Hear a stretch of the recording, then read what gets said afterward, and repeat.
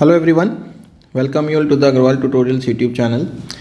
आज का जो टॉपिक है वीडियो का वो है ट्रांसफार्मर मॉड्यूल 3 इम्पॉर्टेंट टॉपिक्स जो मॉड्यूल 3 में एग्ज़ाम के हिसाब से पूछे जाते हैं। हम लोग इस वीडियो में लॉन्ग आंसर टाइप क्वेश्चंस और शॉर्ट आंसर टाइप क्वेश्चंस दोनों को कवर करेंगे। इसके पहले हम लोग 2 वीडियोस ट्रांसफार्मर पे रिवीजन सीरीज़ में डाल चुके हैं। एक वीडियो जो ट्रांसफार्मर के फॉर्मूलेज़ को रिवाइज करने के लिए, क्विक रिव्यू करने के लिए था, और दूसरा हमारा स्पेशली फॉर न्यूमेरिकल्स था जिसमें हमने जितने भी डिफरेंट टाइप के न्यूमेरिकल्स ट्रांसफार्मर चैप्टर्स में होते हैं उनको वहाँ पर एक्सप्लेन किया है, उनके डिफरेंसेस को देखते हुए बताया है कि कैसे उनको हमें सॉल्व करना है। ठीक है, तो उसी सीरीज़ में ये क्वेश्चन, ये पर्टिकुलर वीडियो थ्योरी से रिलेटेड है। ठीक है, तो सबसे पहले हम लोग बात करें अगर लॉन्ग आंसर टाइप क्वेश्चंस की। ठीक है, लॉन्ग आंसर टाइप क्वेश्चंस जो थ्योरी में 7 मार्क्स का एग्जाम में आता है, अगर इसके हिसाब से हम देखें तो what are the various topics in this transformer और कौन कौन से क्वेश्चन हैं। तो सबसे पहला जो टॉपिक और क्वेश्चन बनता है वो बनता है वर्किंग प्रिंसिपल से रिलेटेड। ठीक है, तो यहाँ पर आपको जब थ्योरी आप प्रिपेयर करें तो थ्योरी प्रिपेयर करने के लिए ये मेक श्योर करें कि आपने ट्रांसफार्मर का वर्किंग प्रिंसिपल और उसका ईएमएफ इक्वेशन, ये दोनों चीज़ें सही से कर ली हैं या नहीं। ठीक है, क्योंकि पास्ट कुछ ईयर्स में, कुछ एग्जाम्स में working principle and EMF equation से रिलेटेड क्वेश्चंस पूछे गए हैं। कई बार वर्किंग प्रिंसिपल पूछ लिया जाता है, साथ में एक न्यूमेरिकल आ जाता है। कई बार ईएमएफ इक्वेशन का डेरिवेशन पूछ लेते हैं, साथ में न्यूमेरिकल आ जाता है। तो ये ज़रूरी नहीं है कि दोनों एक साथ आएंगे, इनमें से कोई एक पार्ट न्यूमेरिकल के साथ अटैच होके पूछा जा सकता है। या कई बार ऐसा भी हुआ है कि 2 मार्क्स में वर्किंग प्रिंसिपल पूछ लिया जाता है कि what is the working principle of transformer, तो हमें ब्रीफली वहाँ पर उसको बताना होता है। दूसरा जो टॉपिक है ट्रांसफार्मर का इंपॉर्टेंट टॉपिक्स के अंदर, वो आता है लॉसेज इन द ट्रांसफार्मर। ठीक है, ये वाला क्वेश्चन बहुत बार एग्जाम में 7 मार्क्स का आया है और काफ़ी इंपॉर्टेंट है। Right, losses in the transformer में हमारे पास जितने भी लॉसेज हैं ट्रांसफार्मर के, कॉपर लॉसेज, कोर लॉसेज में हिस्टेरेसिस है, एडी करंट लॉस है, इन सब के बारे में डिटेल डिस्क्रिप्शन हमें देना होता है। जितना भी हमें कंटेंट उसमें लिखना है उसमें सारी चीज़ें इंक्लूड करनी है। लॉसेज क्यों होते हैं, उनको मिनिमाइज़ कैसे किया जा सकता है, उनका कोई फार्मूला है अगर वो लिख सकते हैं, उसमें कोई डायग्राम अगर है तो वो कंपलसरी उसके अंदर इंक्लूड करना है। तो इन सबको मिलाते हुए हमारा losses in the transformer topic आता है। तीसरा जो इंपॉर्टेंट टॉपिक है ट्रांसफार्मर का वो है equivalent circuit of practical transformer. ठीक है, इक्विवेलेंट सर्किट में क्वेश्चन जो पूछता है वो पूछता है कि draw and explain the equivalent circuit of a transformer. ठीक है, एक 5-6 सर्किट्स का एक सॉल्यूशन है। ठीक है, आपको किसी भी एक किताब में आसानी से मिल जाएगा कि कैसे हम इक्विवेलेंट सर्किट को ड्रॉ करते हैं, किन स्टेप्स के थ्रू होकर के हमारा इक्विवेलेंट सर्किट निकलता है। तो ऑन ब्रॉड बेसिस देखा जाए तो these are the only topics जो 7 मार्क्स के लिए इंपॉर्टेंट है। ठीक है, न्यूमेरिकल्स का ऑलरेडी डिस्कशन हमने कर लिया है। एंड एज यू नो कि जो मॉड्यूल 3 है ट्रांसफार्मर, वो सेक्शन ए में हमारे लगभग 2 क्वेश्चंस आएंगे जो 2 मार्क्स ईच होंगे। सेक्शन बी में हमारा एक क्वेश्चन आएगा जो कि 7 मार्क्स का होगा, और सेक्शन सी में 2 क्वेश्चंस आएंगे जो 7 मार्क्स के होंगे।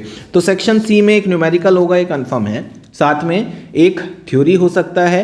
राइट, सेक्शन बी में थ्योरी और न्यूमेरिकल में से कोई भी एक चीज़ हो सकती है, यानी कि 2 न्यूमेरिकल पेपर में पास्ट में भी पूछे गए हैं आउट ऑफ दीज 3 क्वेश्चंस जो लॉन्ग आंसर टाइप क्वेश्चंस हैं, और एक थ्योरी या 2 थ्योरी के क्वेश्चन हो सकते हैं। तो थ्योरी में आपको सिर्फ ये 3 टॉपिक्स हैं, इन तीनों टॉपिक्स को कवर करके चलना है ताकि आप ये मेक श्योर कर सकें कि आपका एक थ्योरी का जो क्वेश्चन है वो कवर अप हो सकता हो।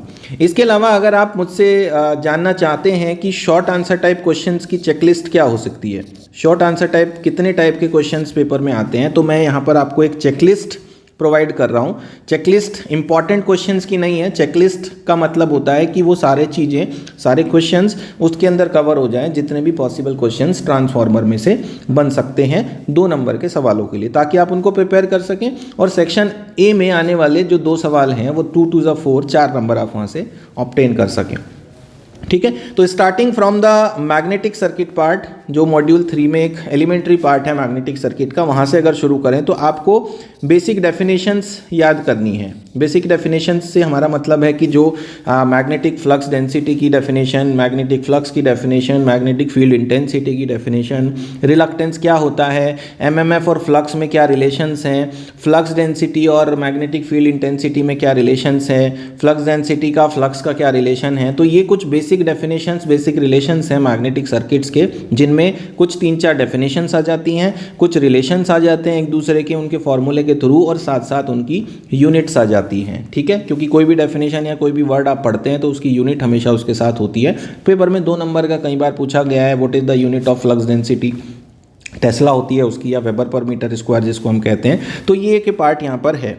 दूसरा मैग्नेटिक सर्किट से ही रिलेटेड है, फ्रॉम मैग्नेटिक मटीरियल्स। ठीक है, मैग्नेटिक मटेरियल के बारे में आपको थोड़ा सा आइडिया होना चाहिए कि मैग्नेटिक मटेरियल्स कितने टाइप के होते हैं, क्योंकि एग्जाम में 2 मार्क्स का क्वेश्चन पूछा जा सकता है कि what is the example of good magnetic materials. तो आपको मैग्नेटिक मटेरियल के बारे में पता होगा तो ही आप मैग्नेटिक मटेरियल्स के एग्जाम्पल्स दे पाएंगे। तीसरा है हमारा सिमिलरिटीज़ या differences of electric and magnetic circuit. ठीक है, ये 2 नंबर का एक क्वेश्चन बन सकता है। What are the differences is magnetic circuit and electric circuit. आपको कोई भी 2-3 डिफरेंसेस, 2-3 सिमिलरिटीज़ याद करके रखनी है कि क्या दोनों के अंदर सिमिलरिटीज़ हैं, क्या नहीं है। ये सारे टॉपिक्स हमारे चैनल पे ऑलरेडी कवर्ड हैं, अगर आप देखना चाहते हैं तो आप देख पाएंगे। ठीक है, अब आ जाते हैं शॉर्ट आंसर टाइप क्वेश्चंस में। तो शॉर्ट आंसर टाइप क्वेश्चन में मैंने आपको वर्किंग प्रिंसिपल के बारे में ऊपर बता दिया है कि ये 2 मार्क्स में पूछा जा सकता है। तो अगर आपका ऊपर कवर्ड है तो यहाँ आपको वापस से उसको कवर करने की ज़रूरत नहीं है। उसके बाद आता है ideal versus practical transformer. Ideal versus practical transformer में आपको बताना है कि आइडियल ट्रांसफार्मर क्या है। जैसे 2 नंबर का क्वेश्चन कई बार आया, what is an ideal transformer, या 2 नंबर का क्वेश्चन कई बार पूछा गया है कि आइडियल वर्सेस प्रैक्टिकल ट्रांसफार्मर या दोनों में क्या अंतर है। ठीक है, यहाँ से एक 2 नंबर का सवाल बनता है। उसके बाद आइडियल ट्रांसफार्मर से रिलेटेड ही क्वेश्चन है कि जो फेजर डायग्राम होता है आइडियल ट्रांसफार्मर का, वो बनाइए। अभी रिसेंटली भी पेपर में आया था phasor diagram of ideal transformer. इसमें आपको 2 ट्रांसफार्मर के फेजर डायग्राम पढ़ने हैं, एक ऑन लोड यानी कि जब ट्रांसफार्मर पे लोड लगा हो, और एक विदाउट लोड, नो लोड पे। ठीक है, दोनों के 2 फेजर डायग्राम्स आपको कवर करने हैं, क्योंकि दोनों ही क्वेश्चंस एग्जाम में आ चुके हैं। इसके बाद आता है core type shell type transformer. What is core type shell type transformer, या what is the difference in core type shell type transformer, ये क्वेश्चन है जो 2 नंबर का बनता है यहाँ से। इसके बाद लॉसेस से रिलेटेड 2 मार्क्स का क्वेश्चन कई बार आया है। अगर आपने उसको ऊपर लॉन्ग आंसर टाइप क्वेश्चन में कवर किया है तो आपको automatically short answer type question का आंसर आपको मिल जाएगा। तो इसके लिए आपको कुछ अलग से मेहनत करने की ज़रूरत नहीं है। इसके बाद आता है वोल्टेज रेगुलेशन। एक वोल्टेज रेगुलेशन छोटा सा टॉपिक ट्रांसफार्मर में है। वोल्टेज रेगुलेशन क्या होती है, इसके अंदर एक ये टॉपिक आएगा। दूसरा एक क्वेश्चन अभी रिसेंटली पेपर में पूछा गया था कि वोल्टेज रेगुलेशन नेगेटिव कब होती है। ठीक है, when negative voltage regulation can be achieved in a transformer. तो उस केस का सिंपल सॉल्यूशन आपको किसी भी किताब में या हमारे चैनल पे भी मिल जाएगा। ठीक है, कैपेसिटिव लोड जब आता है तब रेगुलेशन नेगेटिव हो सकती है। ठीक है, तीसरी चीज़ वोल्टेज रेगुलेशन में ही आती है कि condition of voltage regulation, zero voltage regulation. ठीक है, तो हमने यहाँ पर बताया negative voltage regulation and condition of zero voltage regulation. ये छोटी छोटी चीज़ें हैं जो वोल्टेज रेगुलेशन का ही पार्ट है, ये आपको पता होना चाहिए। इसके बाद आता है कि what is the condition of maximum efficiency. ये 2 नंबर का एक सवाल है जो बनता है एग्जाम के लिए। What is the condition of maximum efficiency, जो PI = x² PC होती है। एक ये 2 नंबर का सवाल यहाँ से बनता है।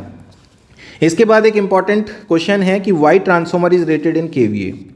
तो rating in KVA of the transformer, कि ट्रांसफार्मर की रेटिंग KVA में क्यों होती है, किलोवाट में क्यों नहीं होती। बाकी सारी मशीनों की रेटिंग किलोवाट में होती है, जबकि ट्रांसफार्मर KVA में रेट किया जाता है, किलोवोल्ट एम्पियर में। ठीक है, एक ही सवाल है। इसका सेपरेट वीडियो हमने चैनल पे बनाया हुआ है कि क्यों ट्रांसफार्मर का रेटिंग KVA में ही होता है। इसका एक सेपरेट वीडियो भी है, और साथ ही साथ इसका एक्सप्लेनेशन हमारे स्टडी मटेरियल के साथ जो यूट्यूब चैनल पे प्लेलिस्ट है ट्रांसफार्मर की, उसमें आपको मिल जाएगा। इसके बाद आता है कि जो लॉसेज हैं आपके, वो लॉसेज में कांस्टेंट लॉस और वेरिएबल लॉस उनका नाम है। जैसे आयरन लॉस को हम कांस्टेंट लॉस कहते हैं, वेरिएबल लॉस को हम कॉपर लॉसेज कहते हैं। तो इनको इन नाम से क्यों जानते हैं, कांस्टेंट लॉस को कांस्टेंट क्यों कहते हैं, वेरिएबल लॉस को वेरिएबल क्यों कहते हैं। एक ये क्वेश्चन है जो इंपॉर्टेंट है, लॉसेज से रिलेट करता है। एक ये आपका चेकलिस्ट में आ जाएगा। इसके बाद आता है